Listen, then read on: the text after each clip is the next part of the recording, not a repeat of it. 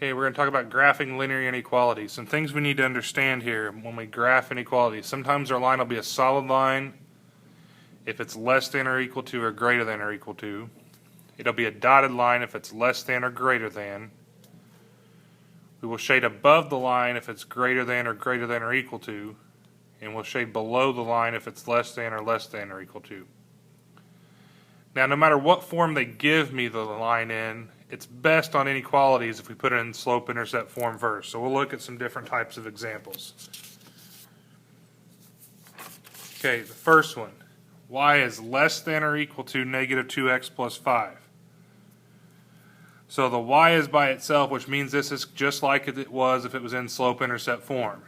So negative 2 is my m, and b is 5. Again, when we graph it with slope-intercept form, we start with the b, so I go to 5 on the y-axis. Then I go down 2 over 1 because the slope's negative 2. Now again, when you graph linear inequalities, you got to determine whether the line is solid or dotted. Since we got the line underneath, it's a solid line.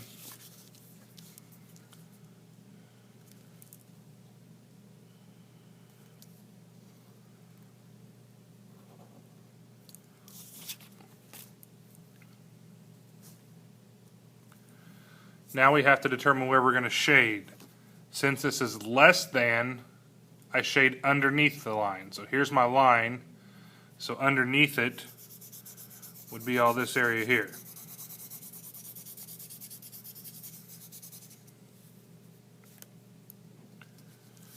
Okay, if we look at the second one, y is greater than 1/3 x minus 5. Again, the y is by itself. So 1/3 is my m, negative 5 is my b. So I start at the b, which is negative 5. My slope is 1/3, so I go up 1 over 3. This time the inequality sign doesn't have the line underneath there. That means it's going to be a dotted or dashed line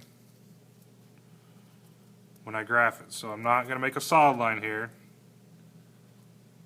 I'm going to make a dashed line.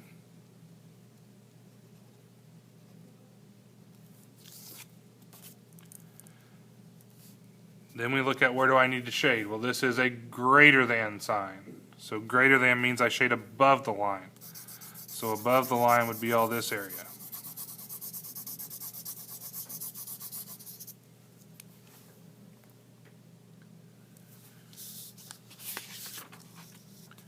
Okay, next example, number 3, 2x plus 3y is less than 6. Now this time it's not in slope-intercept form because the x and the y are on the same side. It's actually in standard form. But again, we're dealing with inequalities to limit our mistakes. It's best to put it in slope-intercept form. So that means I want to take the 2x and I want to move it to the other side, just like I did when I put equations in slope-intercept form.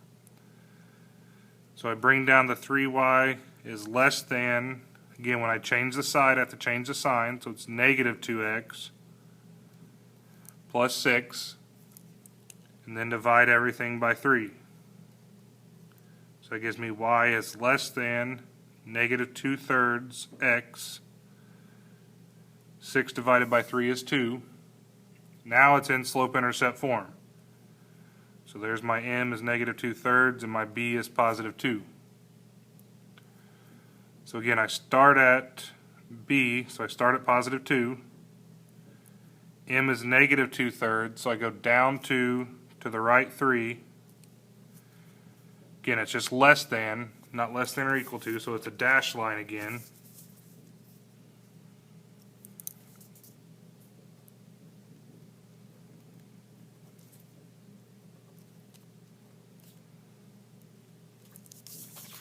And again, it's less than, so if it's less than, I shade underneath my line. So underneath my line would be all this area.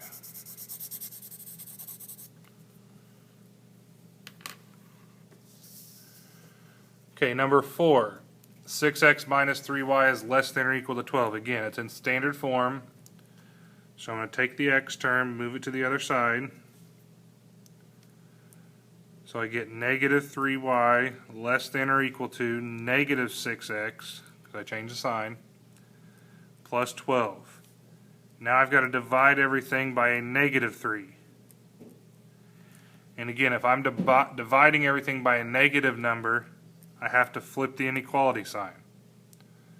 So it ends up being y is greater than or equal to negative 6 divided by negative 3 is positive 2x. 12 divided by negative 3 is negative 4. So now we're in slope-intercept form. So 2 is my m, b is negative 4. So I'm going to start at negative 4 on the y-axis because that's b. M is 2, or 2 over 1. So I go up 2 over 1. It's got the line underneath, so it's a solid line.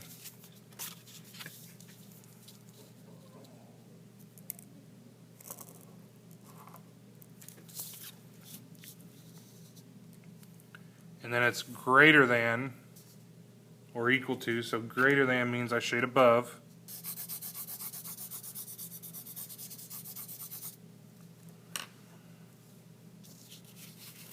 Now we can also have horizontal and vertical lines. If you remember, if it was x equals a number, it's a vertical line. So if I just have x is less than 6, that means it's going to be a vertical line at x equals 6. Now we still have to pay attention to solid or dotted. So we don't have the line underneath, so it's going to be dashed or dotted at negative 6.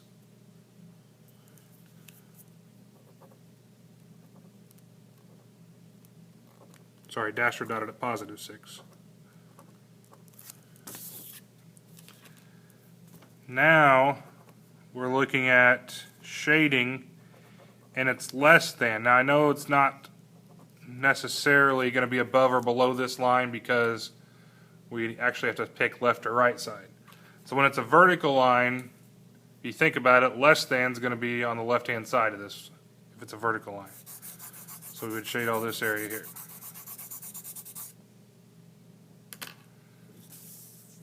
The next one, y is greater than or equal to negative 3. If you remember, if it's just y, that makes it a horizontal line. So it would be a horizontal line down at negative 3. And since it's got the equal to, that means it's a solid line.